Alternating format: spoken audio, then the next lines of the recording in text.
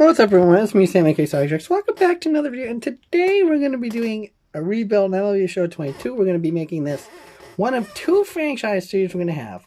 First franchise series we're going to have is we're going to do our main team for the year, and then we're going to do one with a fantasy draft and probably a custom team. So the first one we're going to do, and this is going to be the regular one, is the Colorado Rockies. Now, you know, Colorado's kind of in a weird spot. So we're going to turn that off. They're kind of in a weird spot because, you know, they kind of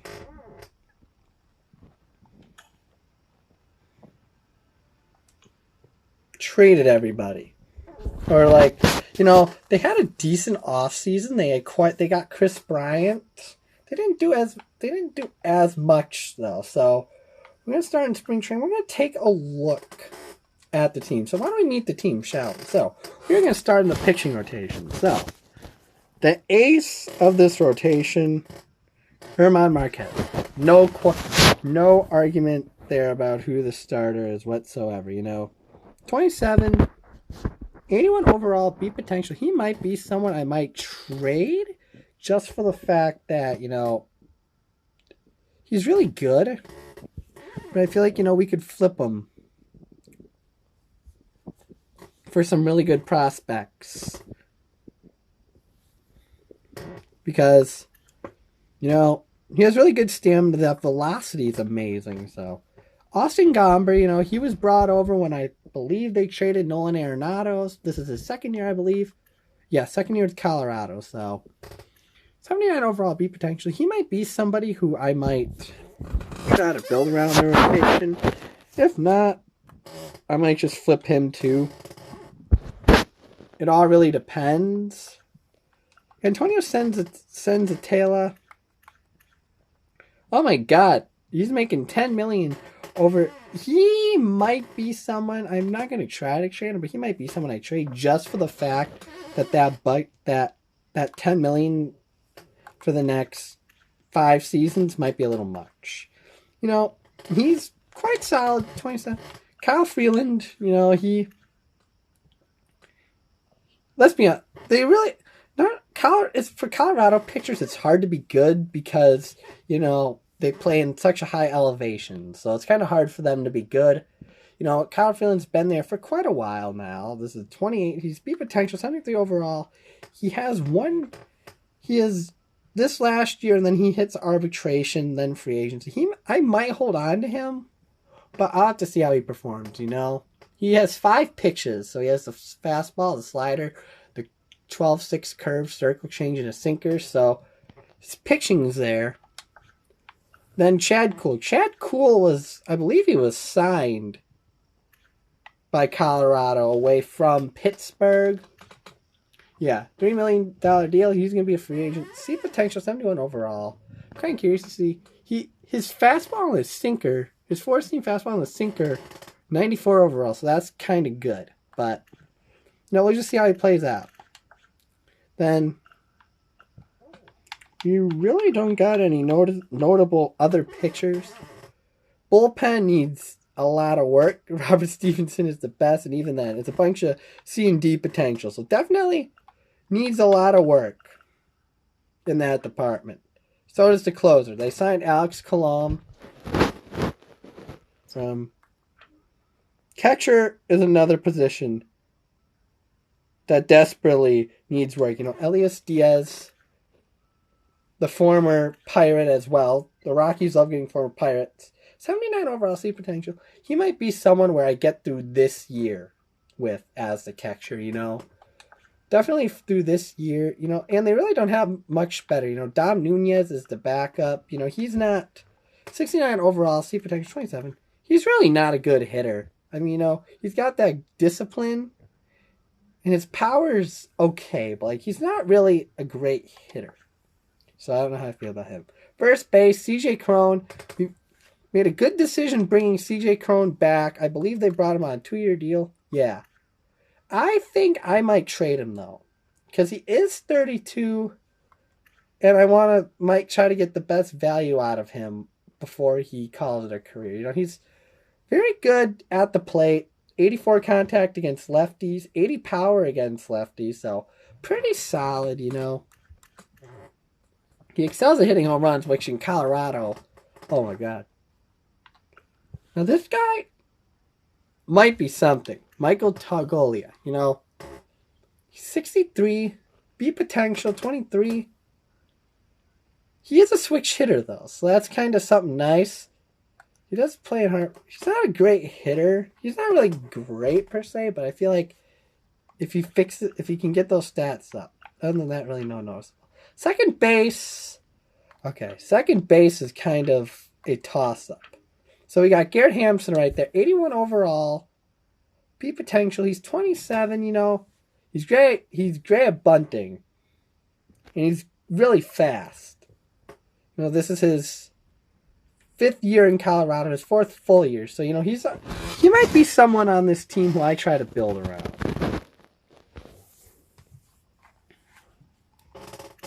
Huge fan of his. But he can also play in the outfield. So what I might do is, since I'm in spring training, I might see how him and Brendan Rodgers perform. Because Brendan Rodgers, you know, 8 potential, 78 overall. He was once a top promising prospect. But, you know, when he was called up in 2019, he kind of missed some time. And with Trevor Story, I might throw him at short. I might throw him at short or at third. You know, it depends on, when I look at the rest of the team, it depends on what we're going to do. And then irrelevance. Ryan McMahon is third base, so I think we're just going to keep Ryan McMahon at third. But he can also play first if need be. So first and second if need be, you know.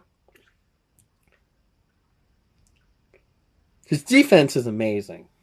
You know, he had an okay season last year in Colorado, but they did just sign him to a 3-year extension. So he won't be a free agent until 2028.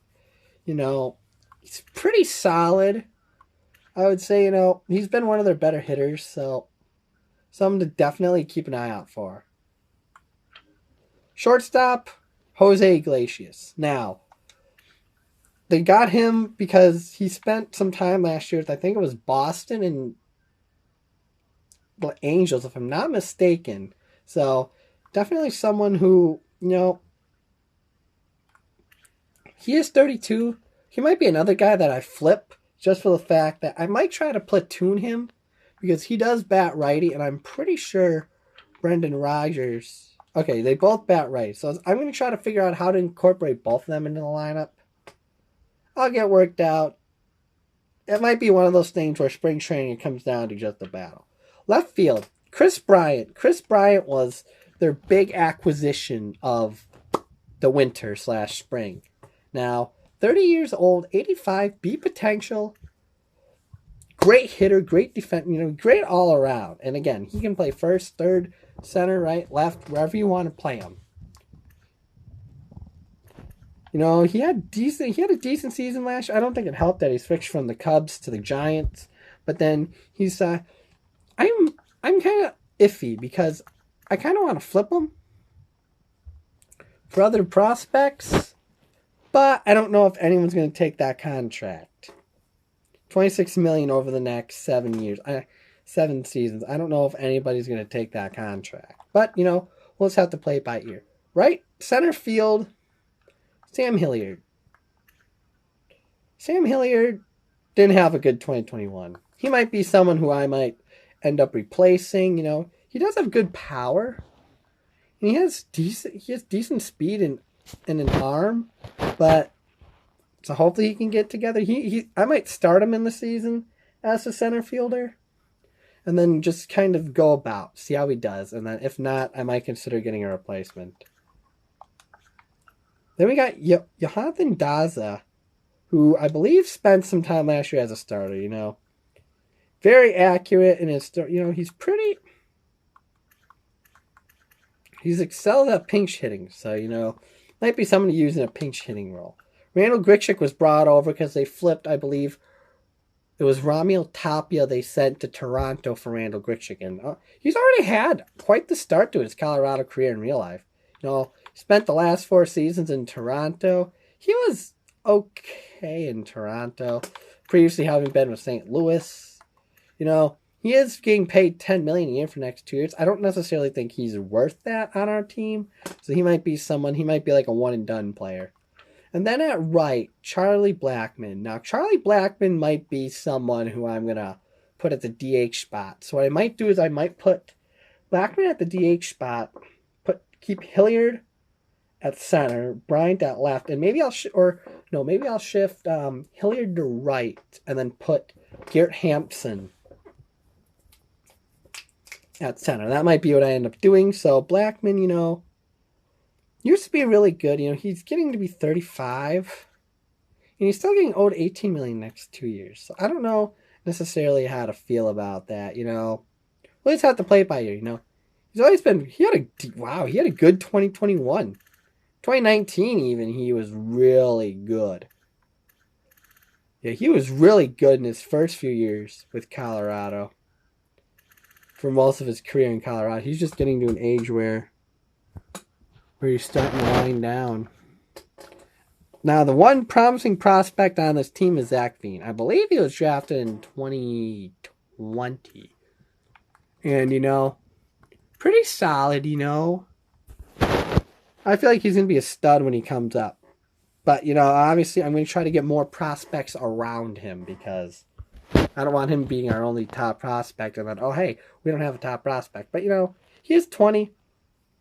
High hopes for him. I think he's going to be the right fielder of the future. So let me go ahead quickly and... because Garrett Hampson, can play. Let me move his primary position...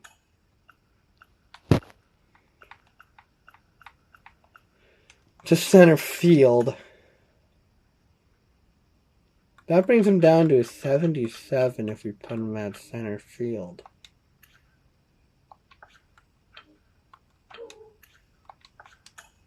What happens if I move him to right? What does that do? Wow, moving him to right actually makes him worse. So I think I'll do is, I'll keep him at center. I'll keep him at center field.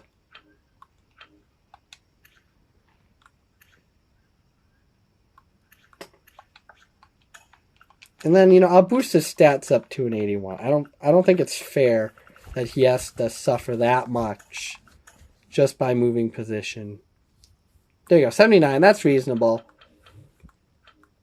And then we'll shift Sam Hilliard. We'll make him a right fielder. They actually helped him. They actually boosted him to 78, moving him to right. So there we go. We kind of got it all set, to start the season. Also, I want to get Connor Joe involved a bit, too. So Chris Bryant will definitely be playing some third base. Probably, Okay, so against righties, we're going to have Hilliard lead off, followed by Brendan Rodgers. Chris Bryant's going to be in the third hole. CJ Kroh in fourth hole. McMahon is going to be at third in there. Hampson, Iglesias, Blackman, Nunez. Just to get the lefty in there. And then lefty, it's going to be kind of the same. Flipped around a bit, so. Rotation, so. Let me get this worked out. So, see if there's any.